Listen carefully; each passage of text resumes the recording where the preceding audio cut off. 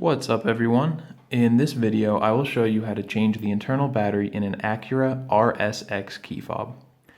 If yours looks a little bit different, this one comes in black and there's an older one that just looks a little bit different, but it's the same pill-shaped key fob. Just follow along, it's the same process, it's super easy. All you'll need is a flathead screwdriver and one of these CR2025 batteries. If you'd like to get one online, I have left a link down below in the description to get it off Amazon for a really good price. So once you have those two things, just follow along. First step is look at the bottom of the key fob where this little key ring is and locate this groove. We're going to insert our tool into that groove and just twist to open this thing up. So just hold firmly and twist until you hear the little crack showing, meaning that you've created some separation here, and now we're going to go into that crack, work our way down twisting, just to really safely open this thing up.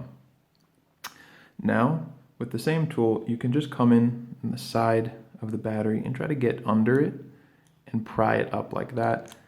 Be gentle, be safe, it doesn't take that much pressure, you can just see it popped right out. I'll show you that again. Just come under from the side, and it'll pop right out. This is the 2025, take a brand new one. Make sure this positive side with the battery information is facing down, just like this.